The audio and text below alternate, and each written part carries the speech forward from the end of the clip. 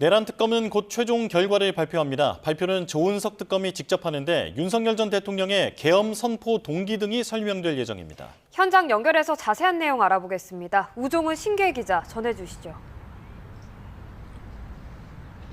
네, 내란특검 사무실이 있는 서울 고검에 나와 있습니다. 어제 내란특검은 수사를 마쳤고 지금으로부터 20분쯤 뒤에 조은석 특검의 결과 발표만 남은 상황입니다. 저희도 특검 수사 내용을 이곳에서 전해드리는 것이 마지막일 것 같은데 신기의 기자와 내용 정리해서 전해드리도록 하겠습니다. 말씀드린 것처럼 내란특검 준비 기간을 다 채우지 않았고 김용현 전 장관을 추가 기소하면서 수사를 시작을 했습니다. 수사 개시 당시에 검사와 수사관 파견도 마치지 않은 상태였는데 구속 취소로 석방돼 있던 윤석열 전 대통령에 대한 신병 확보에 곧장 나섰습니다. 저희 기억을 더듬어 보면 다른 특검과 달리 내란 특검이 시작부터 이 속도전에 나서면서 당시 퇴근 무렵과 주말에도 주요 브리핑이 진행됐고 취재진 역시 긴장감이 높았던 것으로 기억이 됩니다.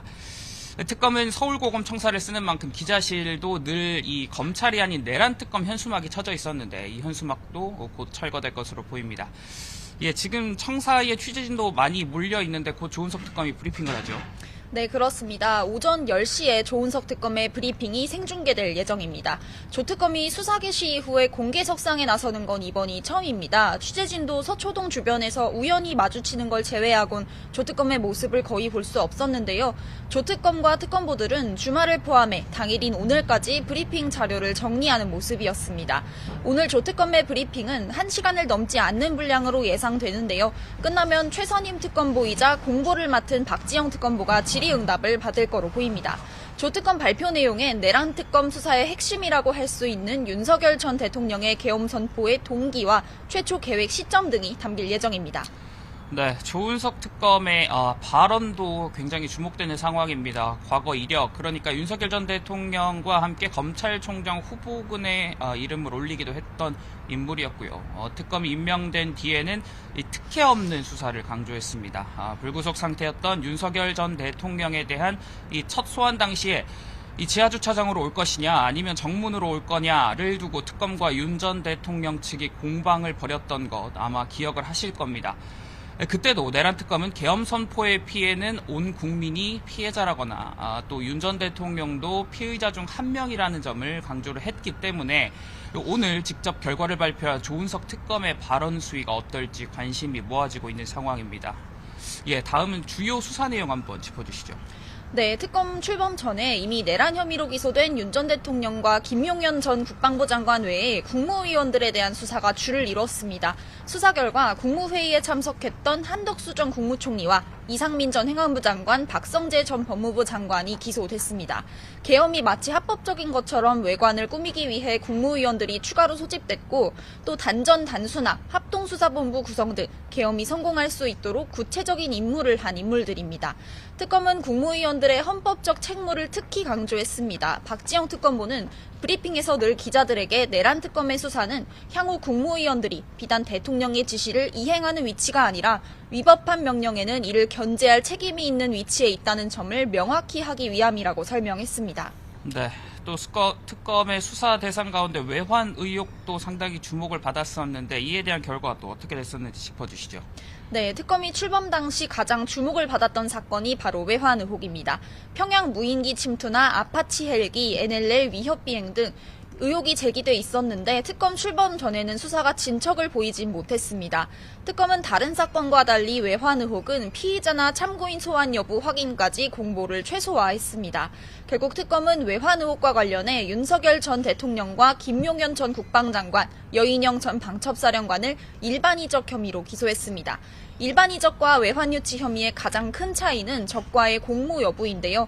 특검은 여기에 대한 증거는 발견하지 못해서 일반이적 혐의를 적용했다고 설명했습니다. 네, 수사 내용을 짚어봤고요. 그 다음에는 특검 수사 과정에서의 주요 장면 짚어보도록 하겠습니다. 윤석열 전 대통령 재구속을 빼놓을 수 없겠습니다. 내란 혐의로 한 차례 구속됐다가 풀려난 윤 전 대통령의 신병 확보를 위해 특검이 적용한 혐의는 공수처 체포 방해 등 혐의였습니다. 당시의 시점은 7월이었는데 당시에 윤 전 대통령이 공개 출석 방식을 놓고 이견을 보이기는 했었지만 두 차례 조사에 응했던 만큼 이 과연 도주 우려 등의 사유가 소명될지 또 이 법원이 받아들일지 관심이었는데 특검은 2차 조사 하루 만에 곧장 구속영장을 청구했었고 법원은 발부했습니다. 이후에 윤 전 대통령은 외환 의혹 조사가 이루어질 때까지 한동안 재판이나 조사에 응하지 않은 채 구치소에 머물기도 했었습니다. 또 다른 주요 사항으로 재판 중계도 저희가 처음 보는 장면이었죠. 네, 그렇습니다. 초유의 재판 중계라고 할 수 있겠고 그만큼 이목이 집중됐습니다. 윤석열 전 대통령이 법정에 모습을 드러낸 첫 중계는 공수처 체포방해 혐의 1차 공판이었는데요. 재판장의 질문에 이름과 생년월일을 말하는 윤 전 대통령의 모습 다들 기억하실 것 같습니다. 당시를 돌이켜보면 보통 중계되지 않는 재판에서는 재판장들이 말을 빨리 하는 경우들이 있는데 그때는 중계가 되고 있다는 걸 의식한 듯이 또박또박 천천히 말했던 걸로 기억을 합니다. 이후 윤 전 대통령이 재판에 거듭 출석하면서 저희가 자주 전해드렸던 것처럼 비상계엄 선포 당일 대통령실 CCTV나 윤석열 전 대통령과 곽종근 전 사령관 그리고 홍장원 전 국정원 차장 간의 설전 등도 전해드릴 수 있었습니다. 내란 특검이 기소한 사건들에 대한 1심 재판은 중계가 특별한 경우를 제외하곤 의무이기 때문에 앞으로 있을 결심이나 선고 등 중요한 순간에도 중계는 이뤄질 전망입니다.